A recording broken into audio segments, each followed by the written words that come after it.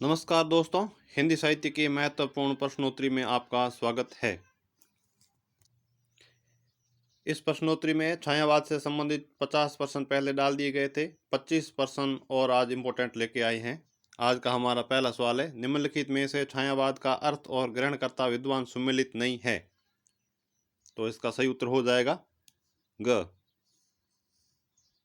अन्योक्ति पद्धति महावीर प्रसाद द्विवेदी जी ने माना है, यह बिल्कुल सही है। मधुचर्या चित्र भाषा शैली छायावाद के बारे में ये कथन कहा है ये आचार्य रामचंद्र शुक्ल जी, ये भी सत्य है। अस्पष्टवाद सुशील कुमार जी, ये भी सत्य है। व्यंग्यार्थ प्रदान शैली है वो हजारी प्रसाद द्विवेदी जी ने माना है।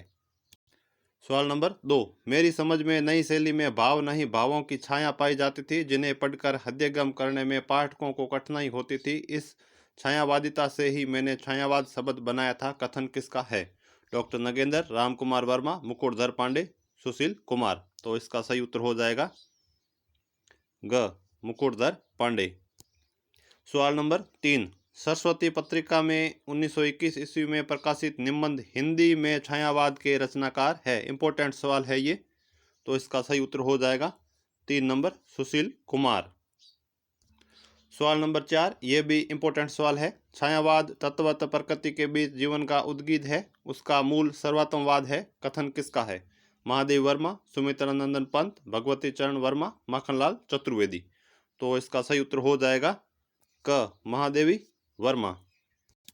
सवाल नंबर 5, लाक्षणिक और व्यंजनात्मक पद्धति का प्रगल्भ और प्रचुर विकास छायावाद की काव्य शैली की असली विशेषता है। कथन किस आलोचक का है?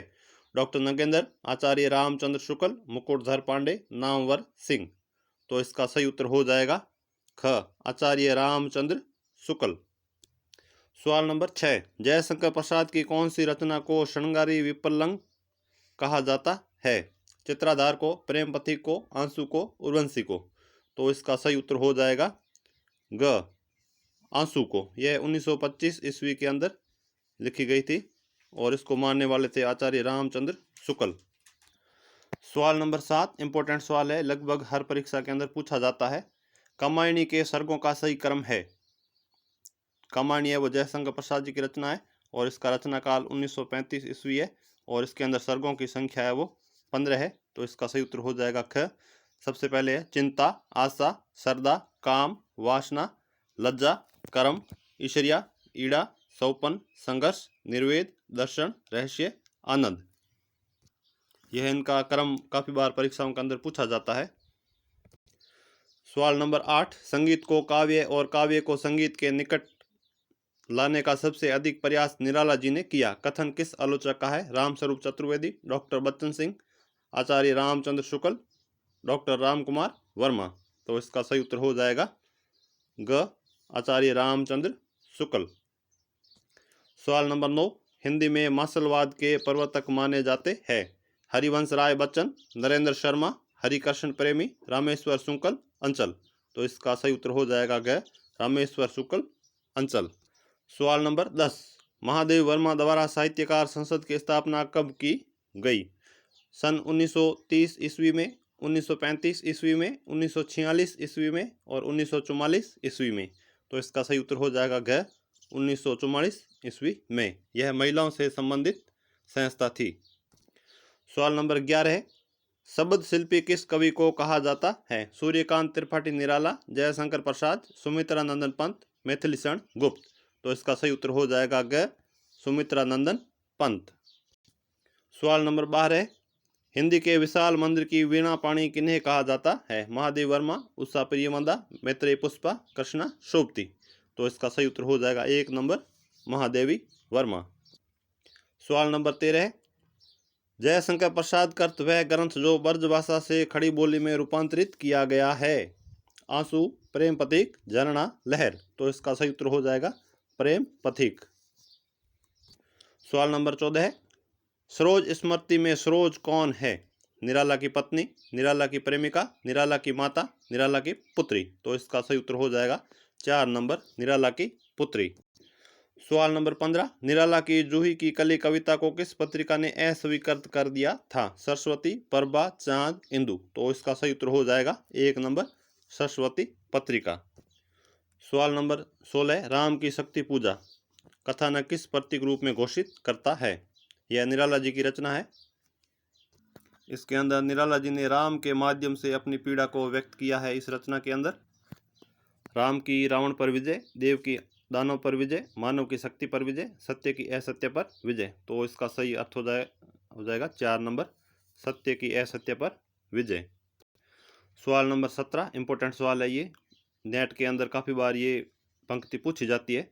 वियोगी होगा पहला कवि, आह से उपजा होगा गान, निकल कर नैनों से चुपचाप बही होगी कविता अनजान। यह पंक्ति किसकी है? जयशंकर प्रसाद, महादेव वर्मा, निराला, सुमित्रानंदन पंत। तो इसका सही उत्तर हो जाएगा डी, सुमित्रानंदन पंत। सवाल नंबर 18 संपूर्ण छायावादी काव्य की एक उत्कृष्ट उपलब्धि किसे कहा गया है? कुकुरमुत्ता, अनामिका, राम की शक्ति पूजा, तुलसीदास। तो इसका सही उत्तर हो जाएगा सी, राम की शक्ति पूजा। सवाल नंबर 19 निराला के किस काव्य ग्रंथ में गजलें भी शामिल है? नए पत्ते, अनामिका, कुकुरमुत्ता, बेला। तो इसका सही उत्तर हो जाएगा डी, बेला। इसके अंदर गजलों को शामिल किया गया है। सवाल नंबर 20 मार्क्सवादी दर्शन से प्रभावित रचनाएं है? वीणा और गुंजन, युगवाणी और ग्राम्या, पल्लव और गुंजन, ग्रंथि और पल्लव। तो इसका सही उत्तर क्या होगा? तो इसका सही उत्तर हो जाएगा बी, युगवाणी और ग्राम्या। युगवाणी का रचना काल 1939 ईस्वी, जबकि ग्राम्या का 1940 ईस्वी है। सवाल नंबर 21 किस कवि के काव्य का क्रमिक विकास छायावाद, प्रगतिवाद, नव मानवतावाद के रूप में हुआ है? सुमित्रानंदन पंत, जयशंकर प्रसाद, महादेव वर्मा, निराला। तो इसका सही उत्तर हो जाएगा ए, सुमित्रानंदन पंत।